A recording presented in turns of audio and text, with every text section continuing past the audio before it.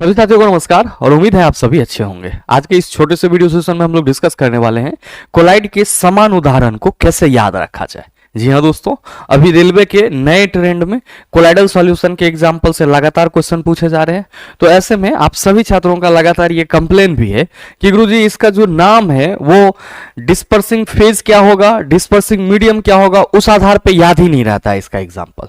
तो बने रहिएगा इस वीडियो के अंत तक, ये वीडियो आपके लिए काफी हेल्पफुल होने वाला है। साथ ही ध्यान में रखिएगा कि जो आप पढ़ेंगे उसका पीडीएफ हमारे टेलीग्राम ग्रुप से मिल जाएगा, जिसका लिंक इस वीडियो के नीचे डिस्क्रिप्शन में दिया हुआ है। आप वहां से जाकर के पीडीएफ को एक्सेस कर सकते हैं। बहरहाल आइए अपने सेशन की शुरुआत करते हैं और देखते हैं एग्जाम रेलेवेंट क्या कुछ सीख पाते हैं। मेरे मित्र, सेशन को आगे बढ़ाने से पहले आप सभी की जानकारी के लिए बताना चाहूंगा कि ये अपना NCERT 9th and 10th master solution batch आज से स्टार्ट हो रहा है। और ध्यान में रखिएगा इसमें जो आपको चीजें कराई जाएगी वो पूरा आपका एनसीईआरटी 9th और 10th का जो साइंस बुक है उसका लाइन बाय लाइन डिस्कशन कराया जाएगा। संपूर्ण थ्योरी और न्यूमेरिकल, जितने भी आपका एक्सरसाइज, ऑब्जेक्टिव एमसीक्यू है, जो भी आपका एग्जाम्पलर एमसीक्यू है, और साथ ही मेरे मित्र एनसीईआरटी 9th एंड 10th का जो आपका चैप्टर वाइज पीडीएफ है वो सारी चीजें आपको इस बैच में प्रोवाइड कराई जाएगी। और एक तरह से आप ये कह सकते हो कि एनसीईआरटी का मास्टरी कोर्स हो जाएगा। तो अगर आप सभी इस बैच में जुड़ना चाहते हैं तो मेरे मित्र आप इस दिए गए नंबर पे कॉल या व्हाट्सएप कर सकते हैं। बहरहाल हम लोग चर्चा किसकी करते हैं सर? अपने टॉपिक की। और टॉपिक है कि कोलाइड्स के ये समान उदाहरण याद कैसे रहेंगे। और मेरे मित्र बिल्कुल आप सभी देख पा रहे होंगे कि यहाँ पे आपको कुछ डायग्राम भी दिख रहा होगा, कुछ फोटोज भी दिख रहे होंगे। और मेरे मित्र इसी फोटो के सहारे हम लोग इसको याद रखने की कोशिश करेंगे। ध्यान रखिएगा कि जब भी हम कोलाइडल सॉल्यूशन की बात करते हैं तो आप सभी कहते हैं कि गुरुजी कोई भी हमारा कोलाइडी विलयन होगा उसमें हमें दो चीजें देखने को मिलेगी। पहला तो डिस्पर्स्ड फेज, जिसको हम लोग क्या बोलते हैं? प्रक्षेपित प्रावस्था। और दूसरा आपका डिस्पर्सिंग मीडियम, जिसको हम लोग क्या बोलते हैं? परिक्षेपण माध्यम बोलते हैं। तो मेरे मित्र आप सभी ये ध्यान में रखना कि कभी भी कहीं पे भी अगर डिस्पर्स्ड फेज या डिस्पर्सिंग मीडियम की बात की जा रही है तो किसकी चर्चा हो रही है? आप कहेंगे कोलाइडल सॉल्यूशन की चर्चा हो रही है। और मेरे मित्र कोलाइडल सॉल्यूशन को डिस्पर्सिंग फेज और डिस्पर्स फेज और डिस्पर्सिंग मीडियम के बेस पे ही क्या करते हैं हम लोग? कई कैटेगरी में डिवाइड करते हैं, जिसका नाम एरोसॉल, फोम, सॉल, इस तरह से हम लोग लिखते हैं या पढ़ते हैं। तो सवाल यह है कि ये याद कैसे होगा? ये चीजें तो हम लोगों ने कई बार अपने नजर के सामने लाया है। मेरे मित्र ध्यान रखिएगा कि यहां पे जो प्रक्षेपित प्रावस्था की बात की जा रही है, ये प्रक्षेपित प्रावस्था यानी कि डिस्पर्स फेज जो है ये किस तरह से काम करता है? तो आप सभी ध्यान में रखेंगे ये सॉल्यूट पार्टिकल्स की तरह कार्य करता है। किसके तरह? सॉल्यूट पार्टिकल्स की तरह कार्य करता है। और मेरे मित्र ये जो परिक्षेपण माध्यम है ये किसके तरह कार्य करता है? तो आप सभी ध्यान में रखेंगे ये सॉल्वेंट की तरह कार्य करता है। अच्छा, माध्यम बोला जा रहा है तो एक चीज आप सबों को क्लियर रखना होगा कि माध्यम आपके पास तीन ही है: ठोस, द्रव और गैस। कहीं पे भी कभी भी साइंस में मीडियम की चर्चा की जाएगी आप सभी कहेंगे तीन ही है। कौन कौन सा? आप कहेंगे ठोस, द्रव और गैस। तो मेरे मित्र यहां पे भी आपको माध्यम गैस, द्रव और ठोस ही दिख रहा है। तो ये चीज आपका क्लियर हो गया। कहीं पे भी डिस्पर्सिंग मीडियम की बात की जाएगी तो आप कहेंगे मीडियम या तो ठोस हो सकता है, या द्रव हो सकता है, या गैस हो सकता है। अब किसके लिए ठोस, किसके लिए द्रव होगा, इसको जरा सा समझिएगा। मेरे मित्र ध्यान रखेंगे कि आपका पहला दो एग्जाम्पल है एरोसोल का। पहला दो एग्जाम्पल किसका है? एरोसोल का। अब ध्यान रखिएगा कि एरोसोल के उदाहरण के रूप में आप सभी यहां पे क्या देख रहे हैं? उदाहरण के रूप में आप कोहरा देख रहे हैं, बादल देख रहे हैं और कुहासा देख रहे हैं। मेरे मित्र कोहरा, कुहासा आप सभी समझ रहे हैं, ठंड का मौसम है, चारों तरफ धुंध लगा होगा, तो कोहरा आप सभी देख रहे हैं, बादल आप सभी देख रहे हैं। और साथ ही मेरे मित्र अगर दूसरे एग्जाम्पल की बात करें तो धुआं, स्वचालित वाहन का नितार यानी कि वाहन से जो निकलने वाला एग्जॉस्ट होता है, ये सभी आपको एरोसोल का एग्जाम्पल देखने को मिलेंगे। अब आप सभी मेरे मित्र अगर इस चीज को अपने डेली लाइफ में फील करेंगे तो कुहासा, कोहरा या धुआं या फिर बादल ये आपको कैसा दिखता है? आप सभी कहेंगे कि गुरुजी ये गैस जैसा दिखता है। अब गैस इन द सेंस कि सर एयर के रूप में होता है। अब आप सबों को मालूम है कि कहीं पे भी फॉग लगा हुआ है तो वो पूरा धुआं धुआं जैसा आपको दिखता है, लेकिन वो असल में धुआं नहीं होता है। वो क्या होता है? तो सर उसमें गैस में द्रव मिले हुए रहते हैं। अब मेरे मित्र ये ध्यान रखना कि ये जो बादल है या फिर जो धुआं है, इन सभी के अलग अलग कैटेगरीज होते हैं on the basis of their dispersed phase. किसके आधार पर? तो सर इसके प्रक्षेपित प्रावस्था के आधार पर। तो मेरे मित्र आप सभी ध्यान में रखना कि एरोसॉल के दो प्रकार होते हैं, जिसमें सर दोनों प्रकार में जो डिस्पर्सिंग मीडियम होता है वो क्या होता है? गैस ही रहेगा। एरोसॉल तो नाम से ही स्पष्ट, ऐसे तो एरोसॉल का स्पेलिंग हम लोग ऐसे लिखेंगे, लेकिन आपको ना लग रहा है कि एरो मतलब हवा, तो आप सभी समझ जाना कि एरोसॉल की जहां पे भी चर्चा की जाएगी उसमें डिस्पर्सिंग मीडियम के रूप में कौन रहेगा? आप सभी कहेंगे गुरुजी गैस होगा। कौन होगा? गैस होगा। कोई भी एरोसॉल का प्रकार होगा, आप कहेंगे डिस्पर्सिंग मीडियम के रूप में कौन होगा? गैस होगा। अब ध्यान में रखिएगा कि अगर गैस में द्रव मिला हुआ हो तब जो एरोसॉल होगा वो कोहरा, बादल और कुहासा का। कुहासा जो है जैसे ही आपके जैकेट पे पड़ता है, आपके गाड़ी पे पड़ता है, तो वो फिर बाद में पानी पानी जैसा हो जाता है। तो आप सभी क्या कहेंगे कि गुरुजी ये दिख रहा था हमको मतलब गैस के तरह, लेकिन जैसे ही थोड़ा देर के बाद देखे तो वो पानी जैसा हो गया। मतलब कोहरा, कुहासा और बादल इस गैस में क्या होते हैं? आप सभी कहेंगे पानी मिले हुए होते हैं। तो पानी यहां पे क्या हो गया? आप कहेंगे गुरुजी द्रव जो है वो हमारा डिस्पर्स्ड फेज हो गया। क्या हो गया? डिस्पर्स्ड फेज हो गया। अब मेरे मित्र चर्चा हम किसकी करें? धुआं की करें, जो कि नॉर्मल डे में आप सभी इससे महसूस करते होंगे, कहीं ना कहीं देखे होंगे। मेरे मित्र आप धुआं में जब देखते होंगे तो आपको धुआं भी गैस जैसा ही नजर आता होगा, लेकिन आप सभी किसी भी चीज को जलाएंगे उसके कुछ एस पार्टिकल्स, राख भी होते हैं, जो कि सॉलिड रूप में धुआं में आपको दिखते रहता है। तो मेरे मित्र आप सभी ये ध्यान में रखना कि धुआं हो या वाहन से निकलने वाला एग्जॉस्ट हो, इन सभी में सर क्या मिले हुए रहते हैं? तो कुछ ना कुछ ठोस पार्टिकल्स मिले हुए रहते हैं। तो आप ये कह सकते हो कि पूरा धुआं हमको कैसा दिख रहा है? गैस की तरह। तो मेरे मित्र इसका डिस्पर्सिंग मीडियम गैस हो जाएगा, और इसमें क्या मिले हुए रहते हैं? ठोस मिले हुए रहते हैं। तो अब कहीं पे भी आंख बंद करके भी एग्जाम्पल आपसे पूछ लिया जाए कि ये बताओ कि वैसा एरोसॉल जिसमें डिस्पर्स्ड फेज के रूप में ठोस पदार्थ होते हैं, आप सभी कहेंगे धुआं और स्वचालित वाहन उसका एग्जाम्पल हो जाएगा। वैसा एरोसॉल जिसमें डिस्पर्स्ड फेज के रूप में द्रव पदार्थ होते हैं, आप सभी कहेंगे गुरुजी एग्जाम्पल कोहरा, बादल और कुहासा हो जाएगा। तो मेरे ख्याल से ये दोनों चीज आपको याद हो गया होगा। जहां पे भी चर्चा करी जाएगी एरोसॉल तो आप समझ जाएंगे गुरुजी ने बताया था कि इसमें एरोसॉल मतलब एयर, ये हवा के रूप में या गैस के रूप में होगा, और गैस जो है ये इसका प्रक्षेपण माध्यम होगा। लेकिन अगर गैस में सर द्रव मिला हुआ है तो द्रव हमारा क्या होगा? प्रक्षेपित प्रावस्था। और गैस और द्रव दोनों के मिलने से जो हमारा कोलाइडल सॉल्यूशन बनेगा वो एरोसॉल कहलाएगा, जिसका एग्जांपल कोहरा, बादल और कुहासा हो जाएगा।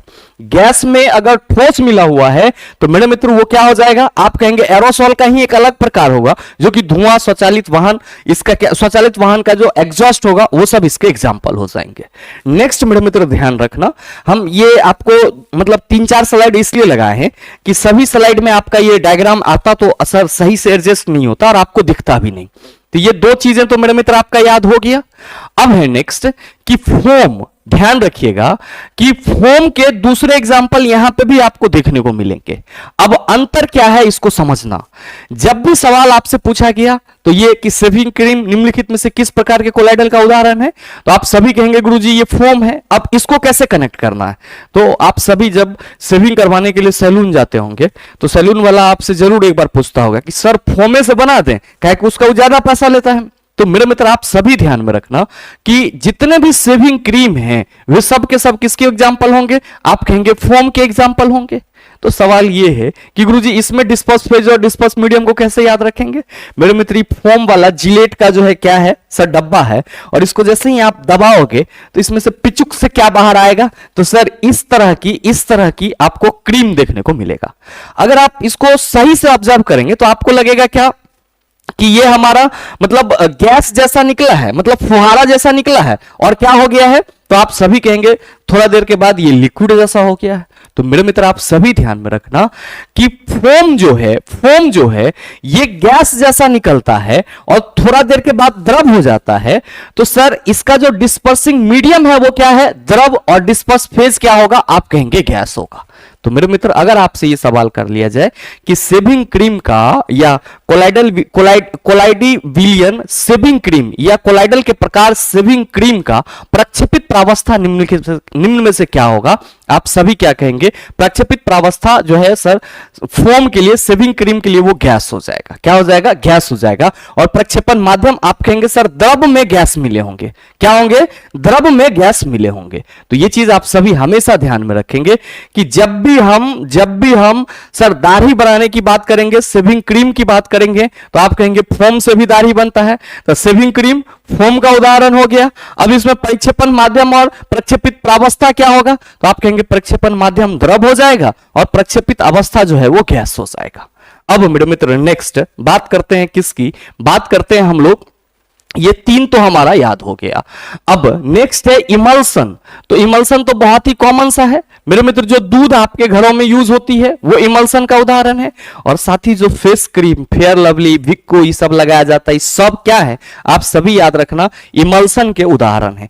किसके उदाहरण है? इमल्सन के उदाहरण है। अब मेरे मित्र जो फेस क्रीम होता है वो चिपचिपा होता है, तो इसका डिस्पर्स फेज और डिस्पर्सिंग मीडियम दोनों लिक्विड होता है। तो याद रखना कि जो आपका इमल्सन है इसका डिस्पर्स फेज और डिस्पर्सिंग मीडियम दोनों क्या होगा, आप कहेंगे लिक्विड। दोनों क्या होगा, आप कहेंगे लिक्विड। अब मेरे मित्र ध्यान देना कि बात करते हैं कीचड़ की या फिर मिल्क ऑफ मैग्नीशिया की, तो ये किसके उदाहरण है? सोल के उदाहरण है। किसके उदाहरण है? सोल के उदाहरण है। ध्यान में रखना कि जो कीचड़ होता है उसमें आप क्या देखते हो? आप सभी देखते हो कि गुरुजी कंकर पत्थर भी मौजूद होता है उसमें। तो ये कंकर पत्थर किस में मौजूद है? तो आप कहेंगे कीचड़ वाले पानी में मौजूद है। तो मेरे मित्र आप सभी ये याद रखना, कि जैसे ही हम सोल के प्रक्षेपण माध्यम या प्रक्षेपित प्रावस्था की बात करेंगे तो हम उदाहरण के रूप में कीचड़ वाला पानी या कीचड़ लेते हैं। कीचड़ वाले पानी में कंकर पत्थर मौजूद होता है, तो आप सभी क्या कहेंगे कि कीचड़ वाला पानी का अमाउंट ज्यादा होगा, तो जो अमाउंट ज्यादा होगा वो सॉल्वेंट के रूप में कार्य करेगा। तो मेरे मित्र आप सभी ये ध्यान रखना कि प्रक्षेपण माध्यम क्या होगा सोल का, आप कहेंगे गुरुजी लिक्विड, और प्रक्षेपित प्रावस्था क्या होगा सोल का, आप कहेंगे गुरुजी ठोस। तो जैसे ही सोल की बात की जाए और उदाहरण के रूप में कीचड़ आपके पास दिया जाए या मिल्क ऑफ मैग्नीशिया दिया जाए, तो आप क्या कहेंगे कि गुरुजी इसमें द्रव में ठोस घुले हुए होंगे, जैसा कि आप सभी ने कंकर पत्थर का एग्जाम्पल देखा है। नेक्स्ट मेरे मित्र आप सबों को परेशान करता है कि फोम का जो अगला प्रकार है और साथ ही साथ जो जेल है और ठोस सोल है, ये भी आपको परेशान नहीं करेगा मेरे मित्र, बस थोड़ा सा समझिएगा। ये यहां पे आप क्या देख रहे हो, आप कहेंगे गुरुजी गद्दा है, गद्दा नहीं चला, इसी को फोम बोला जाता है। क्या बोला जाता है? फोम बोला जाता है। अब मेरे मित्र फोम को आप दबाते हो तो दब जाता है। क्या कहते हो कि गुरुजी ये जो फोम है इसका आकार हमें सॉलिड की तरह दिख रहा है और बेसिकली इसको हम लोग सॉलिड के कैटेगरी में रखते भी हैं। अब दबाते हैं तो ये दब इसलिए जाता है क्योंकि इसके कणों के बीच में जो गैप होता है उसमें गैस भरे रहते हैं। क्या होता है? इसके कणों के बीच में जो गैप होता है उसमें गैस भरे हुए रहते हैं। तो मेरे मित्र आप सभी ये ध्यान में रखना कि ठोस में गैस भरा हुआ रहता है, इसीलिए वो दब जाता है। अब चाहे हम फोम की बात कर लें, रबर की बात कर लें, स्पंज की बात कर लें, या मेरे मित्र हम प्यूमिस की बात करें। अच्छा आप कहेंगे कि गुरुजी ये प्यूमिस क्या होगा, ये प्यूमिस क्या होगा? तो ये ध्यान देना कि प्यूमिस आपको इस तरह का दिखाई पड़ता है और इसमें भी क्या देख रहे हैं कि ये आपको एक ठोस संरचना दिख रहा है और खाली जगह दिख रहा है, इसमें क्या होगा? हवा भरा हुआ होगा। तो जो फोम होंगे उसका प्रक्षेपण माध्यम क्या होगा? तो आप कहेंगे गुरुजी ठोस। प्रक्षेपण माध्यम क्या होगा? आप कहेंगे गुरुजी ठोस हो जाएगा। एक मिनट, प्रक्षेपण माध्यम ठोस और साथ ही साथ इसमें हवा भरा हुआ रहता है तो ये गैस हो जाएगा। तो क्या ये चीज आप भूल जाएंगे? कहीं पे भी कभी भी आपसे सवाल पूछा जाएगा कि फोम, रबर भी दबाने से दब जाता है। अब हम स्पंज की बात करें तो आप सभी कहेंगे गुरुजी स्पंज भी दब जाएगा। प्यूमिस आप कहेंगे इसको भी दबाने की कोशिश करेंगे दब जाएगा। तो ये सब क्या है सर? ठोस रूप में तो होते हैं लेकिन दबाने से दब जाता है, इसलिए क्योंकि इसके बीच में एयरी स्पेस होता है जिसमें एयर भरा हुआ रहता है।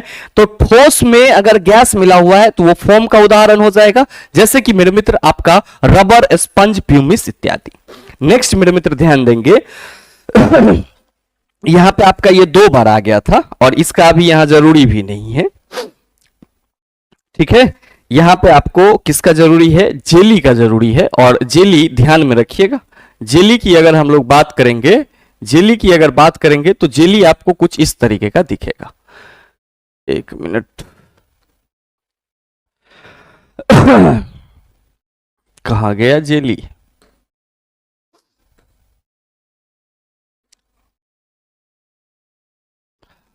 अच्छा, जेली आपको दिख ही नहीं रहा है। चलिए ये थंबनेल ही हम यहां लगा देते हैं, वो डाउनलोड नहीं हुआ तो उसमें समय लग जाएगा। चला, ये वाला आप देख रहे हैं, ये वाला, इसी को हम लोग जेली बोलते हैं। क्या बोलते हैं? जेली बोलते हैं। अब ये जो जेली होता है एक्चुअली में ये क्या होता है सर? सेमी सॉलिड जैसा होता है। अगर आप इसको दबाओगे तो दब जाएगा। अब मेरे मित्र कोई ऐसा ठोस सब्सटेंस लाओ जिसको आप पानी दे दे करके क्या कर दो, थोड़ा मुलायम कर दो। तो आप सभी ध्यान में रखना, आप सभी ध्यान में रखना, जब भी जेल की बात करेंगे तो प्रक्षेपण माध्यम इसका ठोस होगा और इसमें हम लोग द्रव मिला करके इसको क्या करेंगे सर? दबाने लायक बनाएंगे। तो आप सभी ध्यान में रखेंगे, द्रव और ठोस का जो मिश्रण होगा वो जेली कहलाएगा। जैसे कि मेरे मित्र जेल कहलाएगा, जिसका एग्जाम्पल जेली, पनीर और मक्खन। क्या हो जाएगा? जेली, पनीर और मक्खन किसका उदाहरण? आप कहेंगे जेल का उदाहरण हो जाएगा। और मेरे मित्र ठोस सोल की बात की जाएगी तो इसके लिए तो हमको कुछ याद ही नहीं रखना है। हम लोग क्या कहेंगे कि प्रक्षेपित प्रावस्था ठोस, प्रक्षेपण माध्यम ठोस, और इसके उदाहरण सिर्फ याद रखेंगे रंगीन रत्न, पत्थर और दूधिया कांच।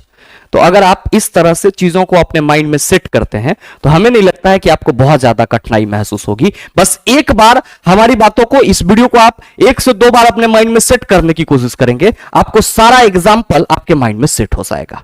और मुझे उम्मीद है कि अगर आप इस तरह से पढ़ते हैं तो सर इसके कोई भी एग्जाम्पल आपके सामने रख दे, रैंडमली आपके सामने रख दिया जाए, आप उसका जवाब आसानी से दे सकते हैं। साथ ही उम्मीद करते हैं ये वीडियो आप सबों को अच्छा लगा होगा। अगर अच्छा लगा तो वीडियो को लाइक कीजिएगा, ज्यादा से ज्यादा अपने दोस्तों के साथ शेयर कीजिएगा, और अगर आप चैनल पे नए हैं तो सब्सक्राइब करके बेल आइकन दबा लीजिएगा ताकि इस तरह के एग्जाम रेलेवेंट वीडियो का नोटिफिकेशन सबसे पहले आपके पास पहुंचे और आप उसको सबसे पहले देख पाओ। मिलते हैं फिर अगले वीडियो सेशन में, तब तक के लिए best of luck. Thank you, have a nice day.